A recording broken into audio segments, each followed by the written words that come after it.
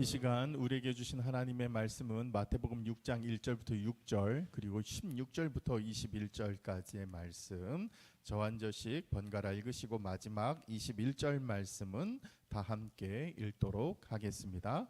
또 오늘 빔 프로젝트가 좀 고장이 났어요. 그래서 이 부분은 좀 성경책 보면서 함께 읽도록 하겠습니다. 자, 제가 먼저 1절 읽겠습니다. 사람에게 보이려고 그들 앞에서 너희의 의를 행하지 않도록 주의하라. 그리하지 아니하면 하늘에 계신 너희 아버지께 상을 받지 못하느니라.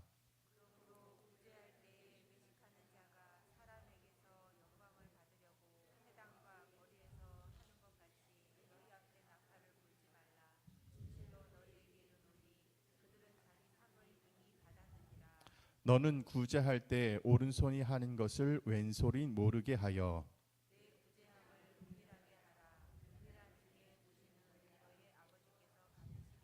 또 너희는 기도할 때 외식하는 자와 같이 하지 말라. 그들은 사람에게 보이려고 회당과 큰 거리 어귀에 서서 기도하기를 좋아하느니라. 내가 진실로 너희에게 이르노니 그들은 자기 상을 이미 받았느니라.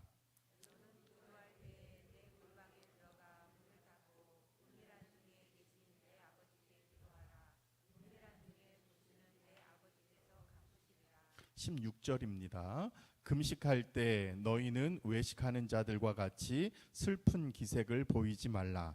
그들은 금식하는 것을 사람에게 보이려고 얼굴을 흉하게 하느니라.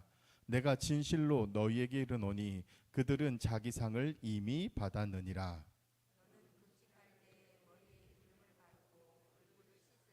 이는 금식하는 자로 사람에게 보이지 않고 오직 은밀한 중에 계신 내 아버지께 보이게 하려 함이라. 은밀한 중에 보시는 내 아버지께서 갚으시리라.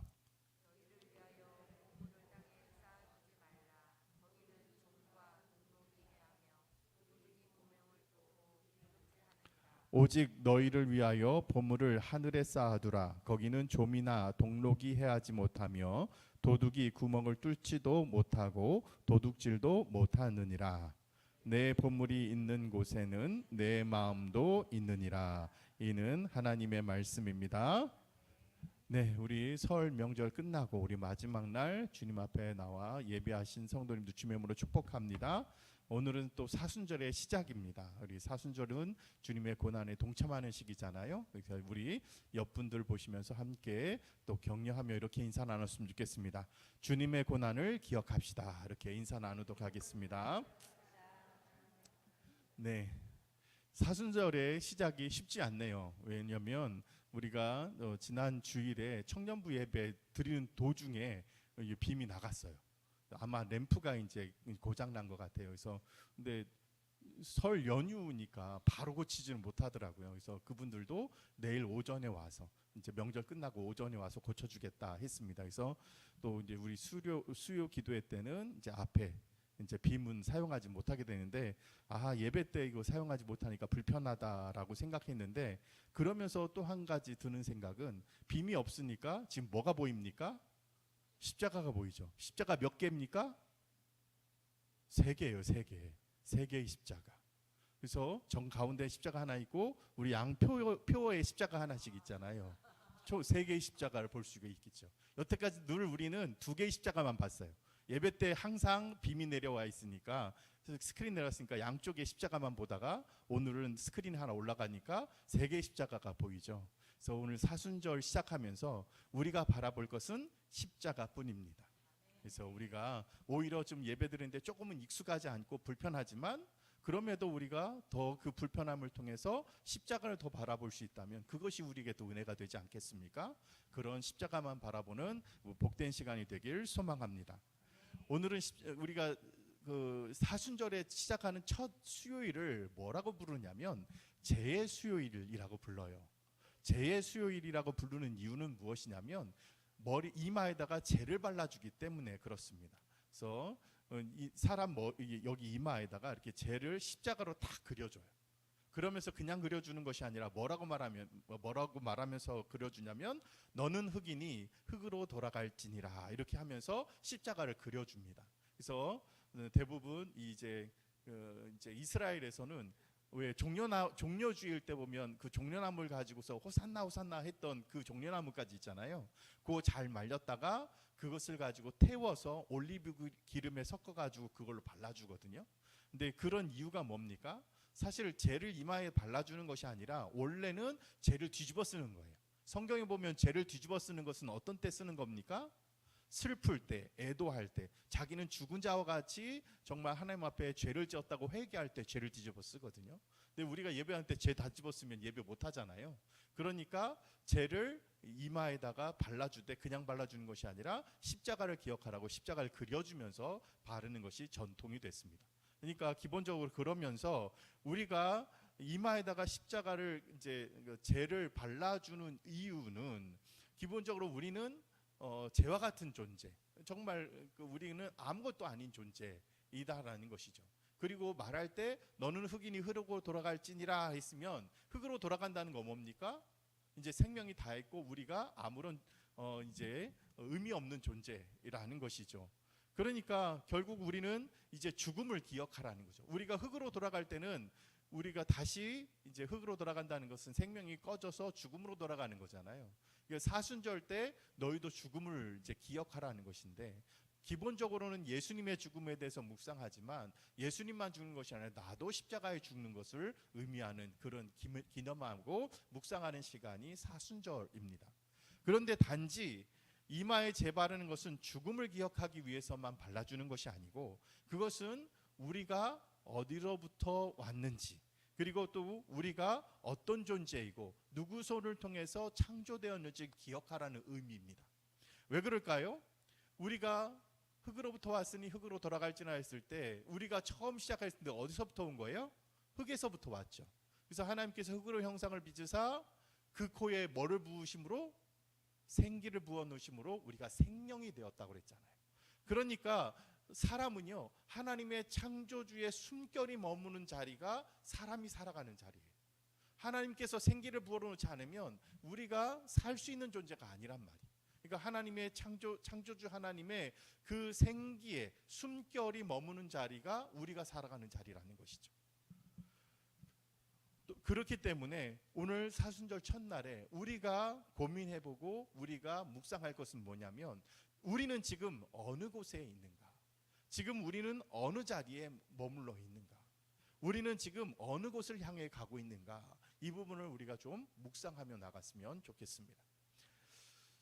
성경은요 처음부터 인간의 문제가 무엇인지를 분명하게 드러내 보여줍니다. 하나님께서 천지를 창조하실 때 흙으로 사람을 빚으시고 그 코에 생기를 부어놓으셔서 생명이 되게 하셨습니다. 그러니까 창조주 하나님의 숨결이 머무는 자리가 본래 인간이 머무는 자리라고 말씀을 드렸잖아요. 그러면서 그 모습을 보고 하나님께서 말씀하신 게 뭡니까? 하나님 보시기에 심히 좋았더라. 그냥 좋았다는 아니고 심히 좋았더라 였습니다. 정말 좋았다라는, 정말 기뻤다라는 것이죠. 하지만 이런 아름다운 관계는 그리 오래 가지 못했습니다. 왜 그럴까요? 인간의 범죄함으로 말미암아. 그래서 하나님이 하지 말라는 일을 행해서 그 하나님께서 말씀하신 것을 어겼고 그러고 나서 자신들이 잘못했다는 것을 깨닫고 나서 제일 먼저 한 게 무엇입니까? 하나님을 피해서 숨은 거죠. 하나님의 시선을 피해서 숨은 것입니다. 여러분, 이것이 성경이 보여주는 인간의 가장 큰 문제점이라는 것이죠. 인간은 창조주 하나님의 시선을 피해서 스스로 숨어 들어갔습니다. 그리고 자신의 그 숨어 들어간 건 뭐냐면 그냥 부끄러워서가 아니라 이제 하나님 없이 살아가겠다라는 그런 삶의 의지적인 표현인 것입니다. 자기 자신의 삶의 중심에 놓고 하나님 없이도 충분히 살아갈 수 있다라는 것을 드러내 보여준 것이죠. 그리고 나서 이 모습들이요 성경에 계속해서 반복되어집니다. 이런 모습들은 성경에서 창세기 한 번만 등장하는 것이 아니라 성경 전체를 통해서 거듭거듭 반복적으로 그런 인간의 모습들을 보여줍니다. 여러분, 요나 선지자는 어땠습니까?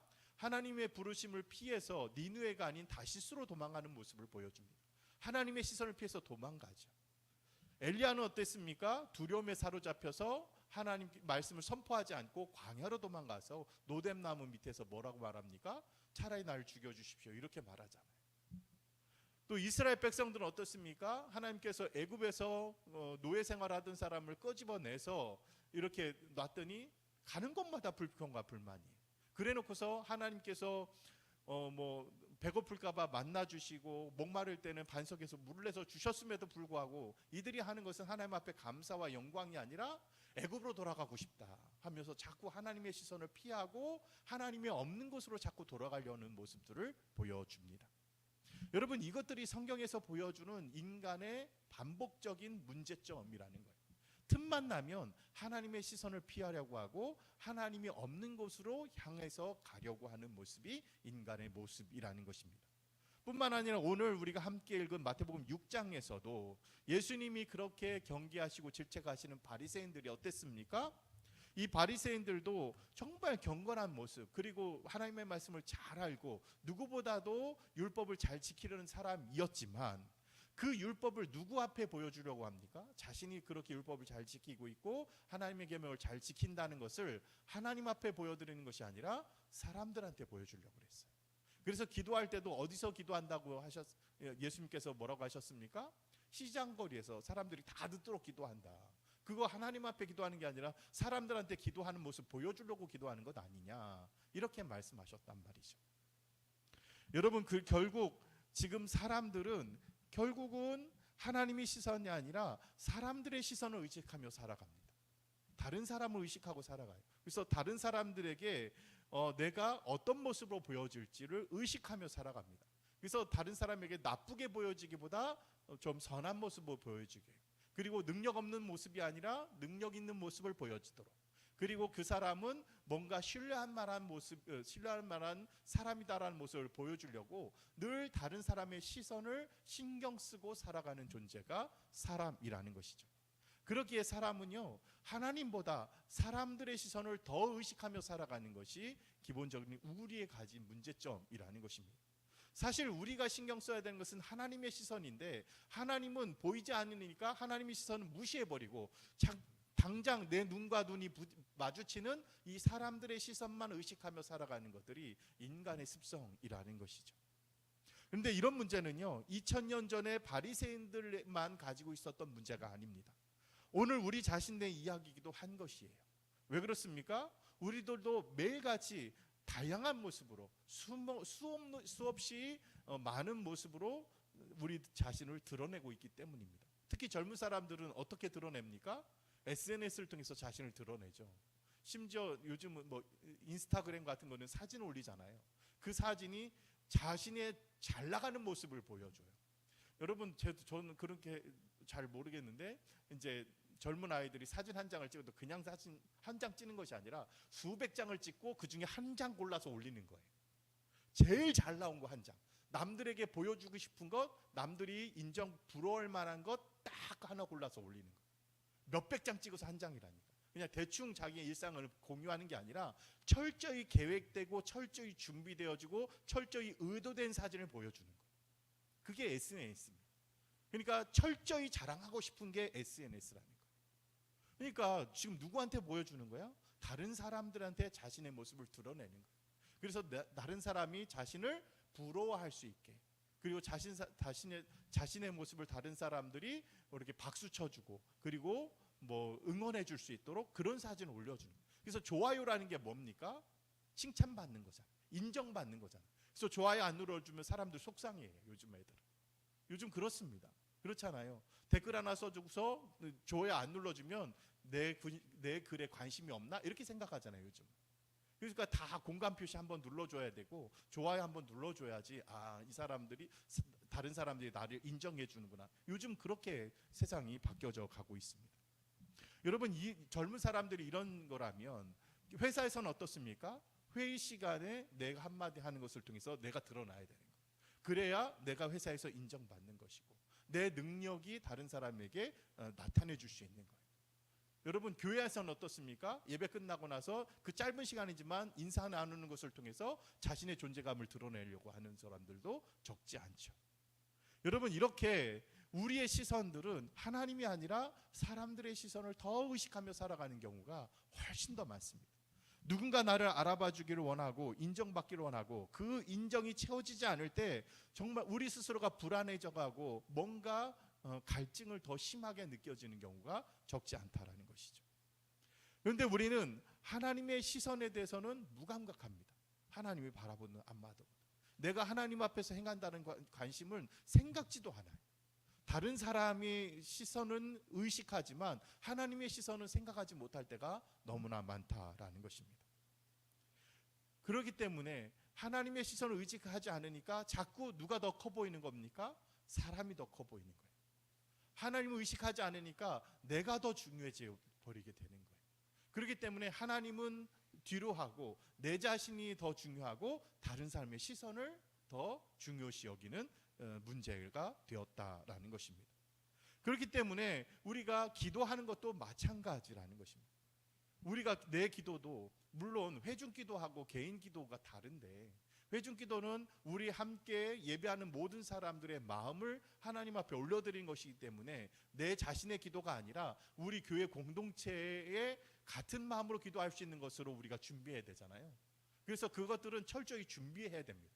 개인적으로 기도하고 우리 교회에 꼭 필요한 것이 무엇이고 우리 교회의 지향점이 무엇이고 우리가 우리 하나님 앞에 나갈 것이 무엇인지를 먼저 우리가 그것을 하나님 앞에 기도하고 정말 우리 교회의 지향점을 놓고 하나님 앞에 기도하는 것이 공적인 기도인데 이거는 그렇다 치고 개인적인 기도도 우리가 함께 기도합시다 하면 옆 사람이 내 기도 들을까 봐 일부러 단어들도 선택을 해요. 그냥 내 마음에 나오는 말로 하는 게 아니라 단어도 고르고 어휘도 정갈하고 그러니까 기도가 끝나고 나도 아무리 깔끔하게 기도했다고 생각을 해도 공허한 거예요. 왜요? 내 진심이 아니거든. 그거는 왜 누구를 의식한 거예요? 내 바로 옆에서 기도하는 사람을 의식하니까 기도가 그냥 어떻게 보면 남들 듣기에 좋은 말로 바꿔버려요. 자신의 본심이 드러나지 않아요. 다른 사람을 의식해서 기도가 정말 헛된 기도 나오고 정말 껍데기와 같은 기도만 나오는 거예요. 어떤 화려한 미사 욕구와 다른 사람 귀에 듣기 좋은 기도가 나오는 것이지 자신의 본심을 하나님 앞에 올려드리는 기도가 나오지 않을 때가 적지 않습니다. 여러분 이런 기도들을 우리가 행하는 경우들이 많다라는 거예요. 특히 바리새인들도 그렇게 기도했다라는 거예요. 여러분 이렇게 솔직하지 못한 것들 하나님 앞에 직면하지 못하고 사람들의 눈치를 보고 사람들의 앞에 자신의 체면을 생각하는 그런 우리의 신앙적인 모습이 그런 실존적인 모습이 우리의 인간이 더더욱 하나님부터 멀어지게 하게 되었다라는 것입니다. 그래서 우리는 제수요일이 굉장히 중요한 거예요. 사순절의 시작의 제수요일은 바로 이 솔직하지 못한 우리의 모습을 우리 스스로가 직면하는 날이라고 우리가 여겨집니다. 그래서 우리는 흙으로 빚어진 존재로서 마치 흙이 아닌 것처럼 나는 흙이 아니라 나는 다른 존재인 것처럼 우리는 정말 생명이 없는 존재 아니라 나 스스로가 살아갈 수 있는 존재인 것처럼 이런 체했던 것 있는 채 그리고 내가 능력 있는 채 그리고 내가 하나님 없이도 굳건하게 살 수 있는 체했던 내 거짓된 모습을 들여다보는 날이 제수요일이 되어야 한다는 것입니다.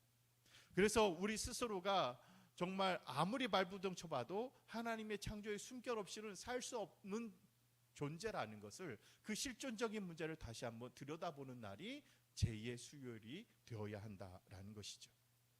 그러면 우리는 하나님 점점 우리 힘으로는 하나님부터 멀어질 수밖에 없고 하나님의 시선을 피하고 하나님의 시선을 의식하지 못하고 사람들의 시선만 의식하는 존재라면 그럼 아무짝에도 쓸모없는 존재인 것밖에 없잖아요.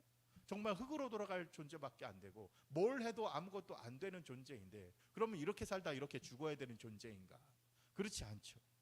예수님께서는 분명히 방법을 가르쳐 주십니다. 그게 무엇입니까? 자, 마태복음 6장 6절 말씀 함께 한번 읽어보도록 하겠습니다. 6장 6절 말씀 시작.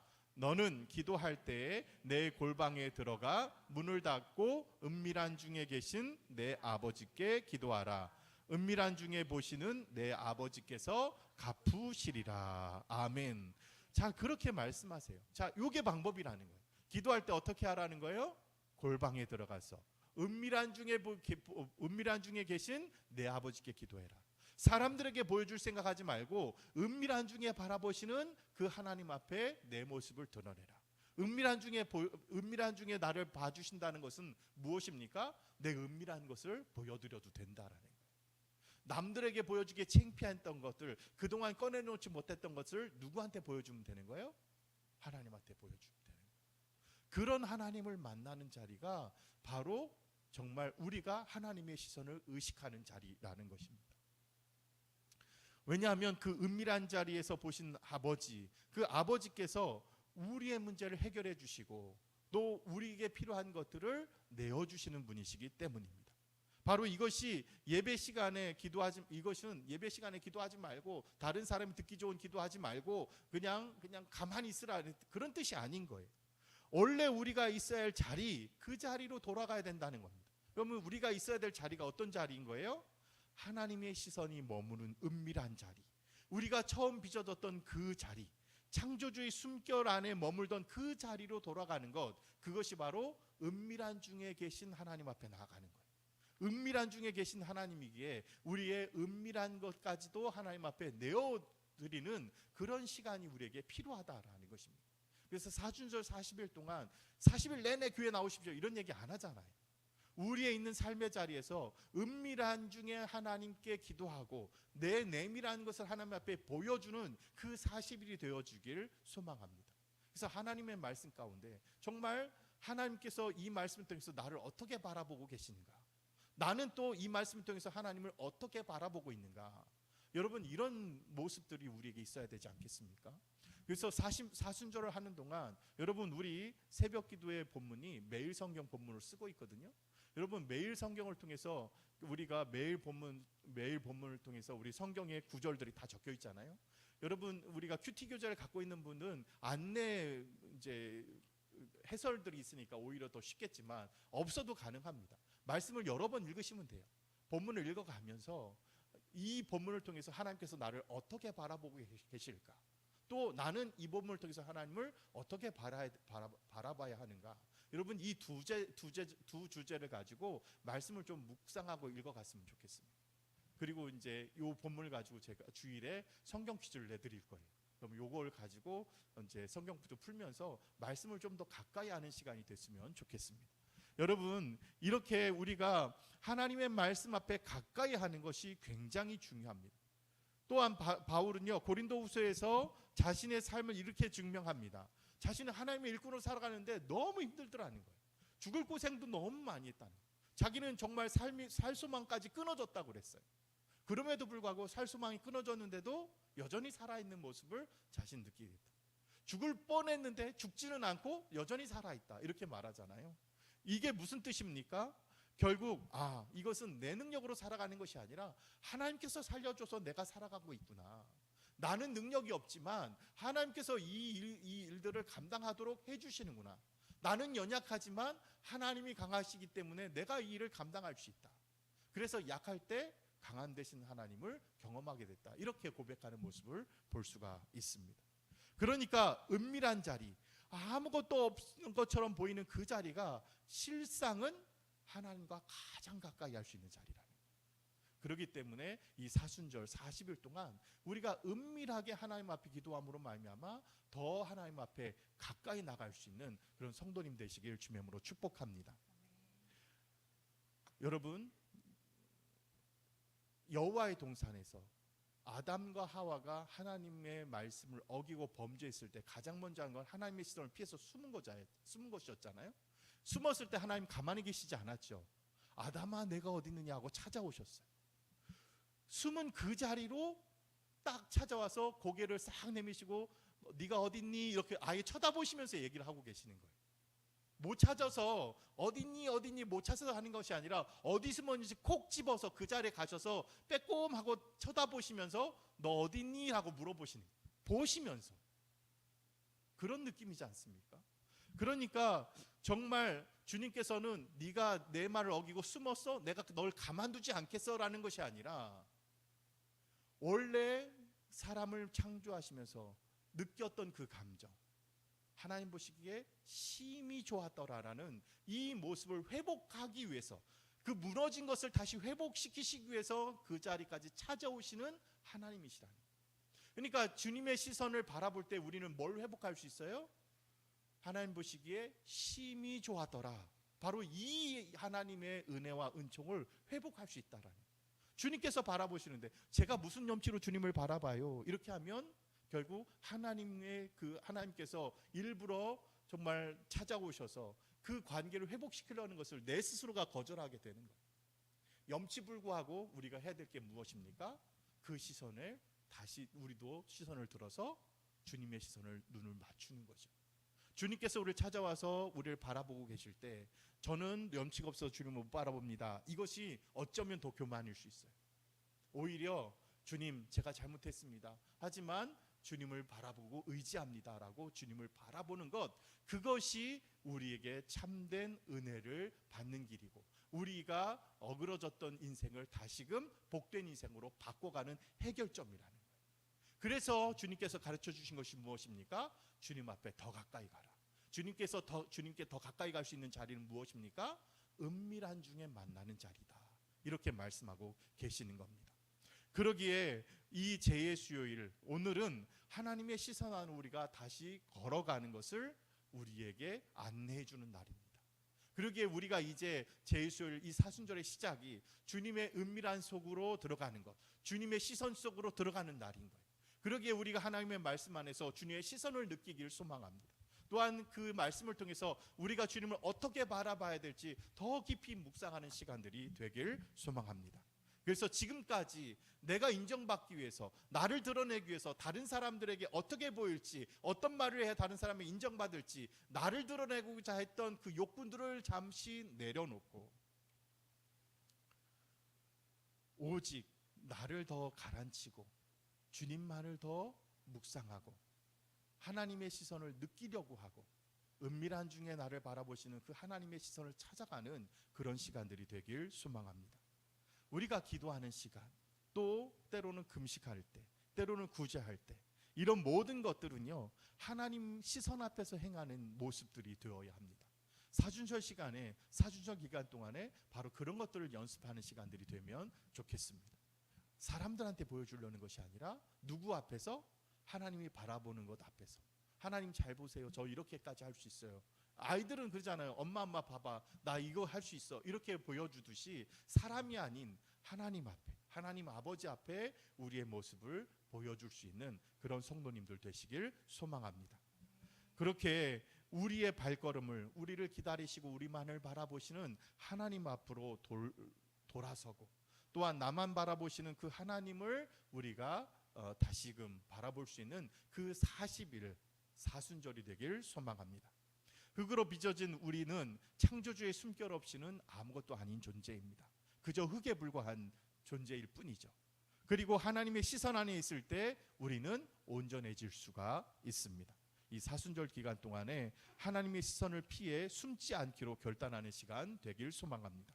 골방의 문을 닫고 조용히 하나님 앞에 앉아서 은밀한 하나님 앞에 내 내밀한 것을 내어놓는 그런 사순절이 되길 소망합니다. 그래서 정말 그 은밀한 자리에서 나를 드러내고 싶어 했던 욕망들을 가라앉히고 정말 우리를 바라보고 계신 하나님 아버지의 따뜻한 시선을 느끼는 그런 사순절이 되어가길 주님의 이름으로 축복합니다. 이 시간 그래서 우리가 함께 마음을 모아 기도하기를 소망합니다. 해마다 돌아오는 사순절이지만 이번 사순절은 주님을 더욱 의지하고